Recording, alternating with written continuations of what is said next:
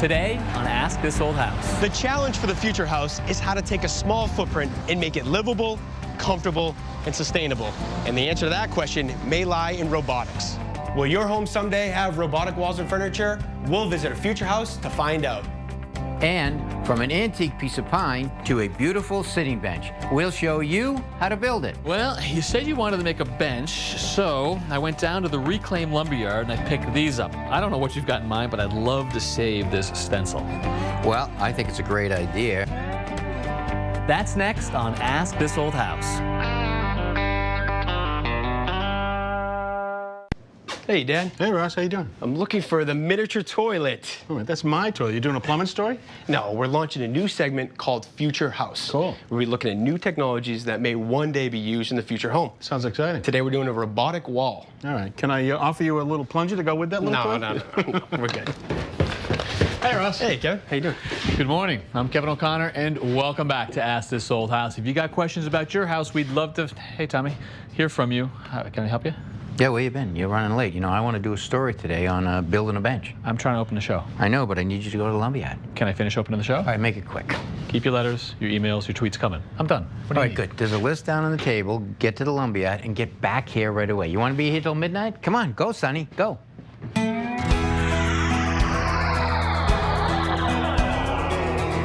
Think about the bare minimum furnishings and appliances that you need to live comfortably in the average home.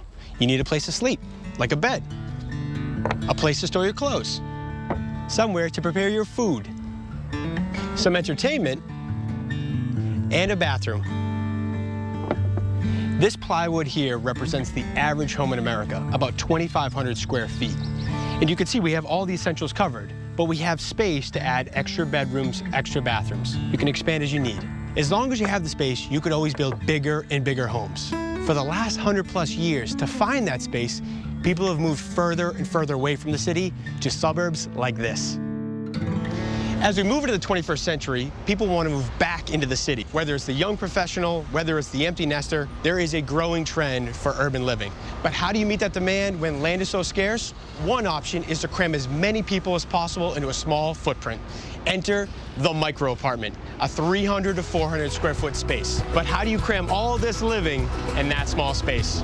So Thomas, have you ever heard of a micro apartment? Yes. This is a micro apartment scaled down on a piece of plywood. You know, the challenge I would propose is how are you going to lay out all of this living equipment that you need in this micro apartment? Okay. What's that, the TV? The TV on top of the refrigerator. Oh, I don't know about that.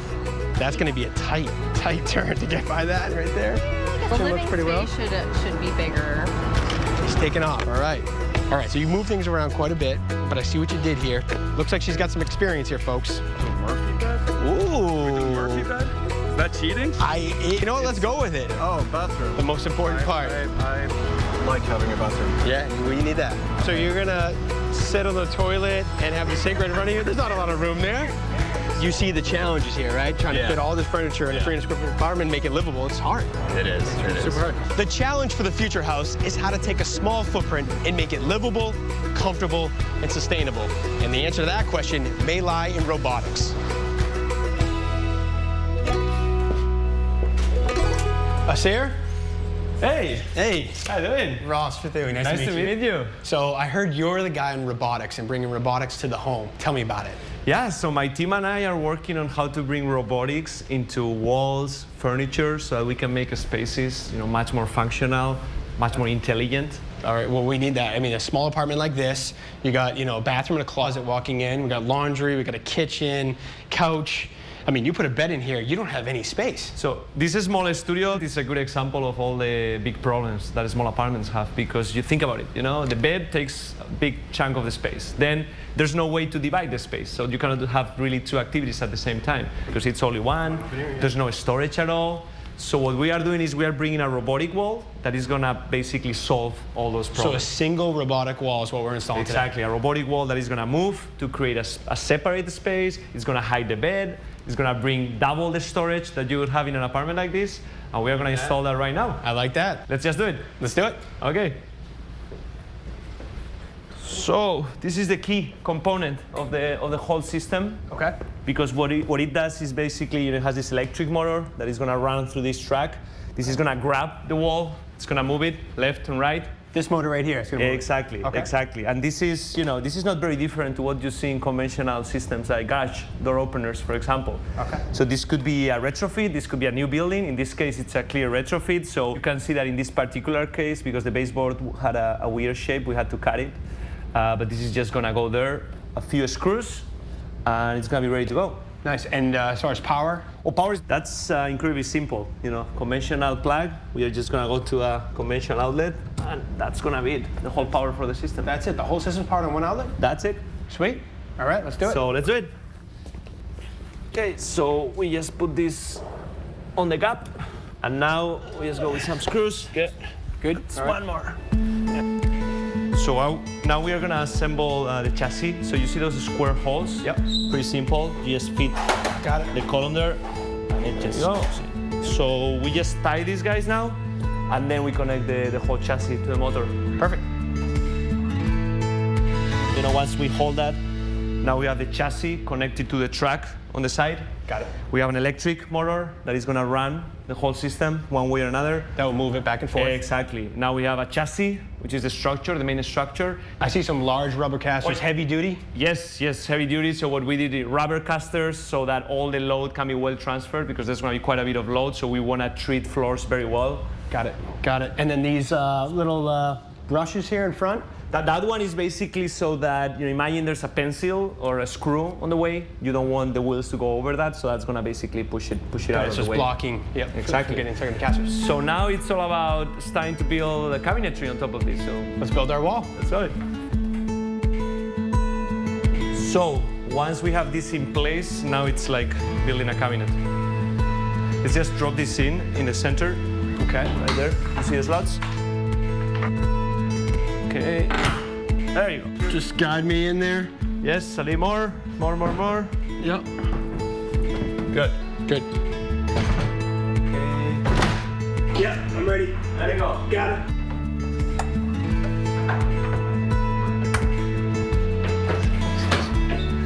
So we just need the slats, the mattress, and that's it. All right, let's get it. All right. There we go with the mattress. There we go. Just fits nicely. So this is it. The system is completed. Right now it's in its closed position. Okay, and look at this. It makes it feel like a wide open living room. And that's the value. What if you could create a big living room instead of having your bedroom here? What if it could disappear and have such a big space? Got a television. Yeah. Look at this. You got some storage here, I see. Look at that. Everything is customizable. Some people will want more storage. Some people will want a bigger entertainment area. Everything you can personalize depending on the user. I like it. I like it a lot. What if you could create a different space? And over here, there's a control interface, which is the brain of the system. That little keypad there. Exactly, and just with a finger touch, in a very effortless way, the whole wall is moving. So I really feel like Superman right now, because I'm pushing with one finger a huge I mean, you're system. making it look easy. You're making it look really easy. That's amazing. Look, to see a whole wall of that size and scale move that easily with one little finger like that? Wow. And now we have two spaces. I see what you're doing here. Look at that. And now we made one space smaller, and we just created another space on the other side. So what do we got in here? A lot of things we got here. First of all, a walk-in closet. Lots of storage here. Wait, so the lights go on to show your clothes. Yeah. And wait, this is the walk-in closet. Like in a typical house, this would be a framed Exactly. area, and it would be wasted space. A whole lot of wasted space. All the circulation area would be lost. Look at all the storage. And here you have a ridiculous amount of storage Look in at your that. studio. Wow. That's Plenty not of all. storage. You have storage. Now you could also have an office area, a home office area. So you got power, you got, bring a desk chair over, you got a home Exactly. office. And you just create a home office. Wow. But that's not all. Alexa, tell Ori to move my bed out. Sleep well. You got to be kidding me. Your bed is robotic too? Yes. That is insane. Now you are creating a bedroom here, and you still have a living room on the other side. So this bed looks a little bit low to the ground. It looks like a full. Could you get this thing in different sizes, heights? Exactly, that's all customizable. It could be a full, it could be a queen, it could be a lower bed, it could be a higher bed. The reason this one specifically is low, because we like the idea of having a bench area on the other side. Okay. So you see the bed kind of fits on that volume, and now we can have So the bed is cozy- actually underneath this Exactly. when it's closed. Exactly, and now And we can it's- have a cozy, sitting area. A little entertainment space. I like it. I like it. One of the questions that I do have is we're so fixated on electronics these days. What happens at a power outage? That's a great question, and we are not trying to reinvent the wheel here. We are looking at systems that have been in buildings for decades. Think about garage door openers. What happens when the power goes out? You can have a mechanical, a manual disengage. So if you come all the way here, there's a manual disengage that you can just disengage, and now you can push the system manually. So you can push it open or closed. Exactly. It's not as magical and as effortless, but you can go to bed. Gotcha. If the power goes out. Gotcha. Now, I mean, I see it in the micro apartment where this wall really maximizes the space, being able to open and close it. I could see it being used in a suburban home as well, though, for a walk-in closet or a guest bed, being able to open and expand it or shut it down. Yeah, I mean, the vision is to make a space be more. So that could be smaller spaces, bigger spaces, it could be offices, it could be hotel rooms, restaurants, hospitals. So we are actually developing, using the same technologies, we are developing prototypes of drop-down beds from the ceiling, drop-down tables from the ceiling, cool. closets, walls, all this kind of, army of architecture and furniture with superpowers. I mean, it's amazing technology. It's great to be here and see this technology unfold before our eyes. Thank you for the tour. I appreciate it very much. And hopefully one day I'll get this in my house. Yes, we hope is that in 5-10 years, these technologies are going to be as common as garage doors or elevators in our buildings. So cool. Huh, pretty cool. But here's the million-dollar question, and I hope the answer isn't $1 million. What does it cost? So price is going to vary. The robotic systems themselves are not that expensive, less than $1,000 for the steel chassis, the robotic motor, everything like that. What you put on top of it is where the price can really change. The piece of furniture. The furniture on top, right? So the big box furniture is going to be probably a few $1,000s on top. Right. But your custom design system is where it can really escalate. So you got custom wood, high quality design. That could be $10,000 or even $20,000. Wow. All right. So a lot of money potentially. Potentially, yeah. Now, in terms Wide of timing, I mean, he's saying this is coming in 5 or 10 years, and I don't know. I mean, that seems pretty aggressive. Do you think that's true? I believe him. I mean, robotics is part of our everyday life. You think about the modern car today, right? You've got a driver's seat that can move with the preferences of the driver. Right. You've got a sliding, minivan door that's all automated. Or the back opens automatically. The trunk, right? yeah. And then, I think it's just natural that the transition from robotics from the car into the home is the next, natural progression. Yeah, well, whenever it's coming to the house, it's still pretty cool. Nice story. Thanks, Kev.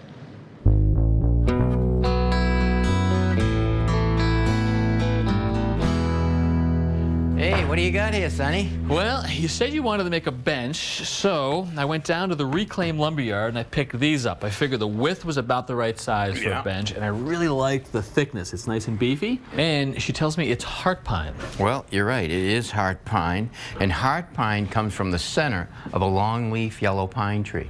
And you know that it takes 30 years for a yellow pine tree to grow 1 inch in diameter. That's crazy. Unfortunately, this was really over-harvested in the 30s and the 40s, so now you can't even buy a new piece of it. Well, you can get it if you go to the Reclaim Lumberyard. So I picked this up, and like all Reclaim Lumber, it has a story, but in this case, its story is stenciled right on the front. Check this out. From P.S. Hutkins and Company, Boston. Wow.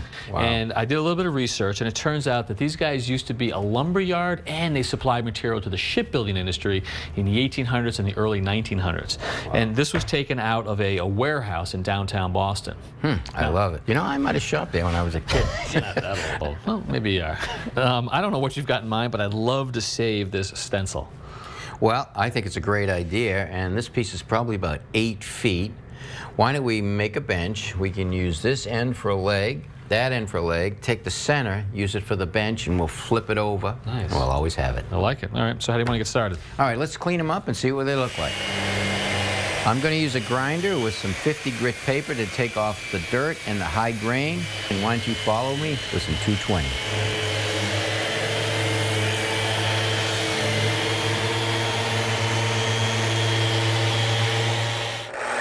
Once the boards are cleaned up, we can cut some rough lengths.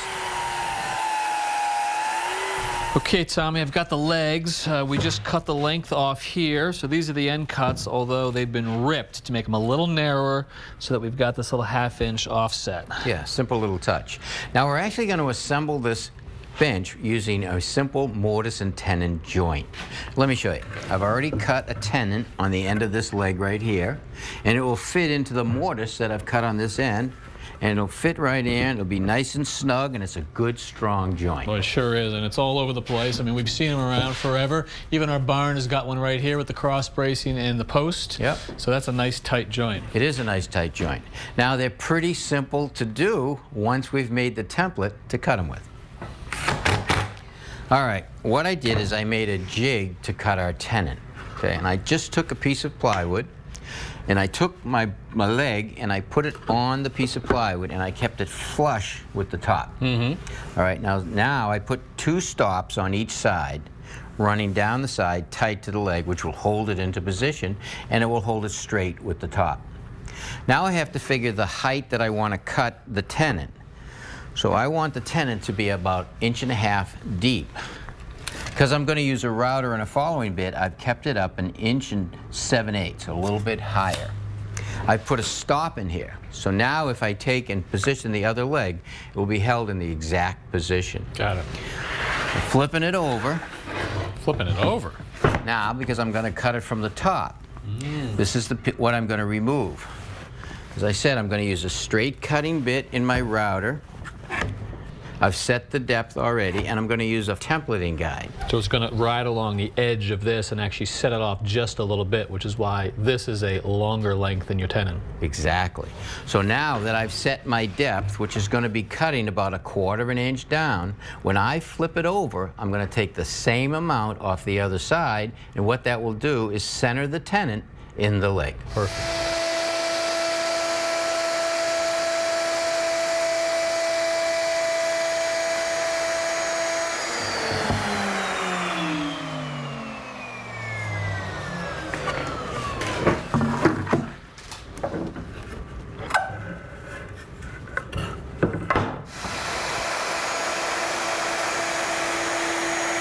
To finish up the tenon, I'm going to take about 1/2 inch off of each side. And I'm going to do that with a handsaw. Just take my chisel and knock that piece out.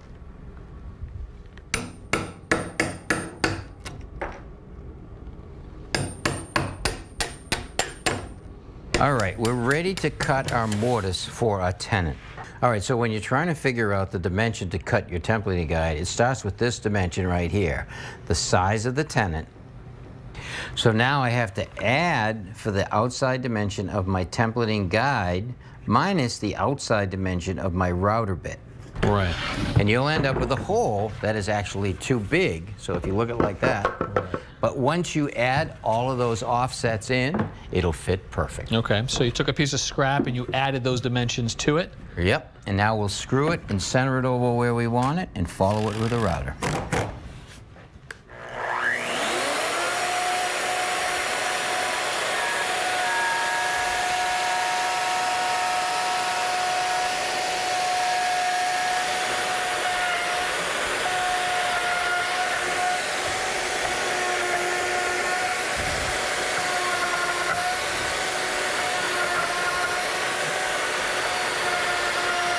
And it's going to slip right in here, nice and snug.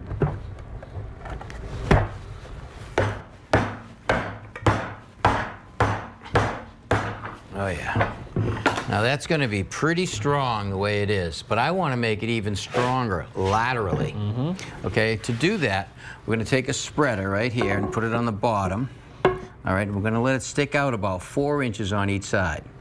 The way we're going to do that is we're going to make a tenon on this end and that end, and a through mortise on each leg. Very cool. All right, so now what I have to do is take the legs out, make the tenon and the mortise.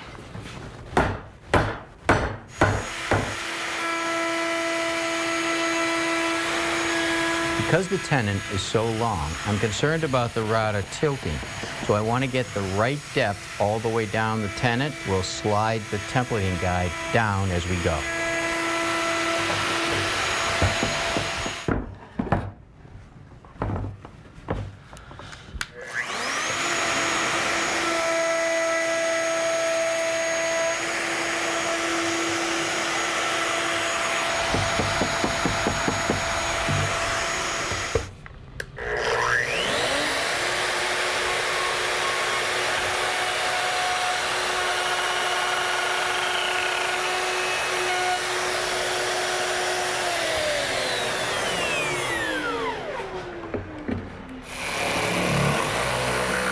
We're going to cut a notch in each leg, and that will increase the stability.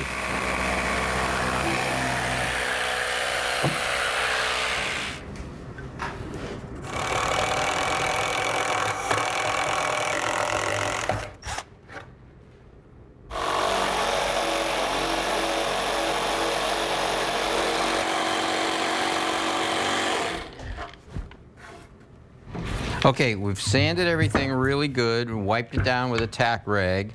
Now, before we put it together, I want to put a coat of oil on everything because we can get in all those spots that never get oiled. What do you like about the oil? Well, I like it because it soaks right in really good. So you can put another coat on, say, in another hour or two, but you can put multiple coats on over the years without a lot of prep work.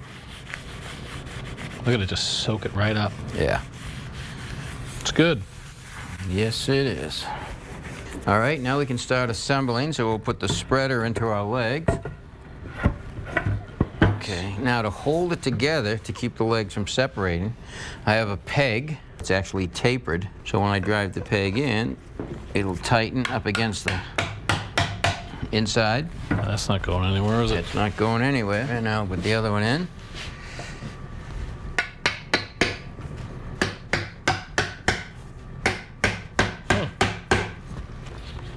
To hold the top to the legs, we're going to use some wood glue.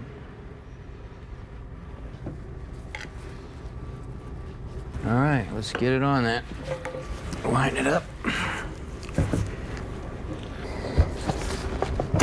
There it is.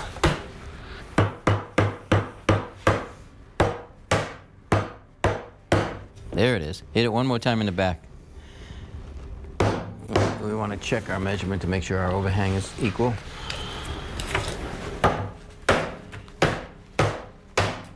All right, so now that it's on, we can get a coat of oil on the top.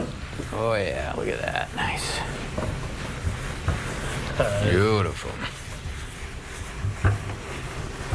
No finish on the bottom. Well, it's nice. That way we get the Huckins stencil. We get to save that. Yep. And I think if Mr. Huckins saw what became of his old longleaf lumber, he'd be mighty pleased. Take a piece of framing lumber and you turn it into a nice piece of furniture. Nice job, Tommy.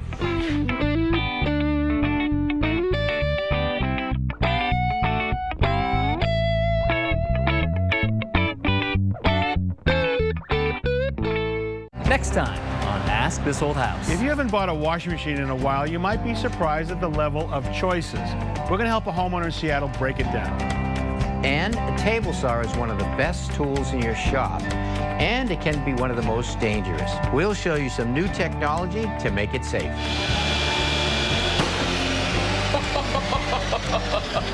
No matter how many times I see it, it is amazing. Not a scratch on it. That's awesome.